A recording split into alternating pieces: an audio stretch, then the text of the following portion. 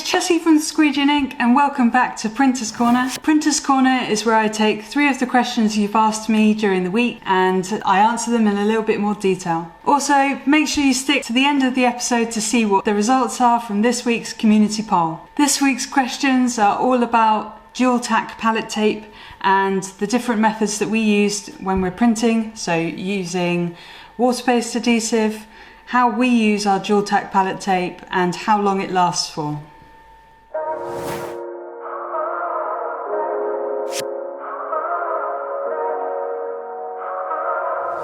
Our first question is all about dual-sided pallet tape, and it's actually from one of our YouTube short videos where we're showing how we put it on the platen.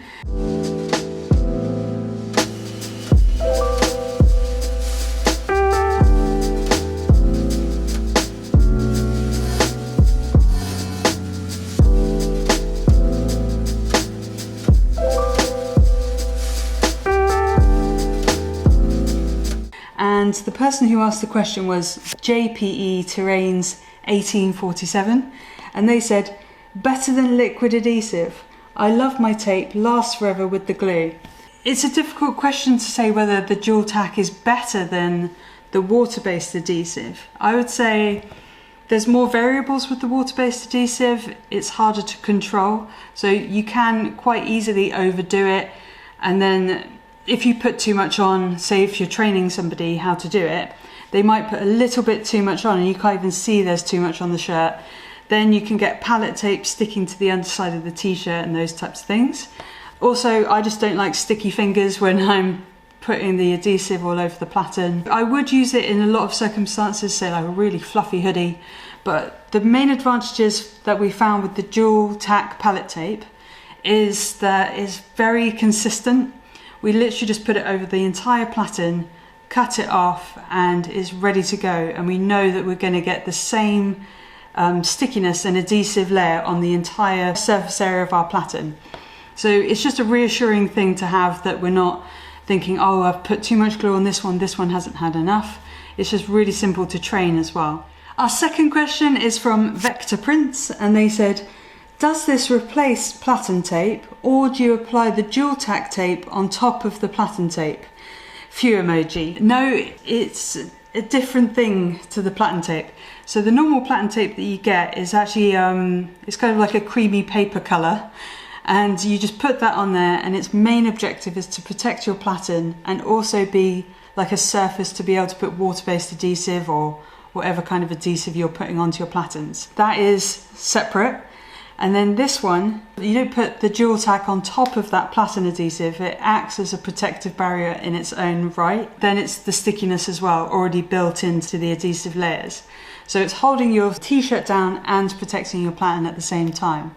But one of the really good things that we like about it is that we actually draw registration lines directly onto the platen, and you can see through the platen tape, and it just means that you can draw your lines on once and keep them there forever. Just put the platen tape over and you're done. So no, it's its own product and you don't have to be layering up lots of different tapes. Our third question today was from Amber Demare, and they said, I really wish a roll of this was not so expensive.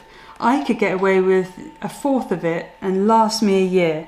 This product is amazing though. I definitely agree that the product is really good and it's definitely transformed the way that we print t-shirts, for example, in the studio, but I don't think it's expensive for what it is. We actually think it's really, really good value for money. I did a comparison on where we get our tapes and adhesive and supplies from, and I thought that the largest dual tack tape, which comes out about £72 with the VAT, was probably comparable to a big bottle of the water-based adhesive. I'm thinking in my head that those two products would last about the same amount of time. So the big gallon of water-based adhesive comes out at £69.50 with the VAT. So that's a £2.50 difference. I don't think it's overly expensive for the other kind of products that are on the market. And then we actually worked out how much it would be costing you a day to have this tape and use it in your studio. And if it lasts 4 years, the largest dual tack pallet tape would only be costing 4 pence a day.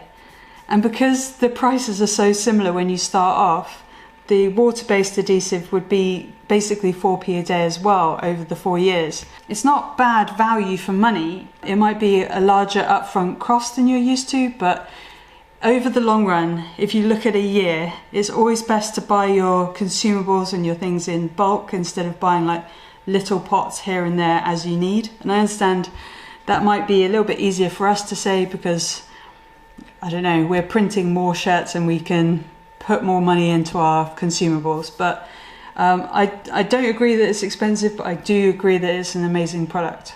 Let us know in the comments what you think about that and whether you think it's overpriced or expensive, or what you've chosen to print with your studio. To round up this week's question, which is about how often do you have to replace and change your dual tack pallet tape, and my answer is it has to be thousands of t-shirts. You might have to revive and take the lint off with some water after a couple of hundred of t-shirts, but that literally gets it back to almost new condition where it holds down your shirts for many, many more prints. And then the only reason you'd actually take it off is because you've damaged it, or it's not quite strong enough for certain types of garments like really super fluffy hoodies, where you might want to go and use some water-based adhesive instead. Community poll. And now it's time for this week's community poll. And if you'd like to get involved and vote on our community poll, you can go to our YouTube channel, go to the community tab, and there you've got all the different polls to vote on for this week. This week's question was about levers hoodies, and I was asking what method of printing and garment decoration do you use to get through a levers hoodie job? So the options were screen print those bad boys, screen print and then vinyl the names on top, use transfers every time, or leave them for somebody else. And the most popular answer by far was screen print those bad boys at 70% of all of the results.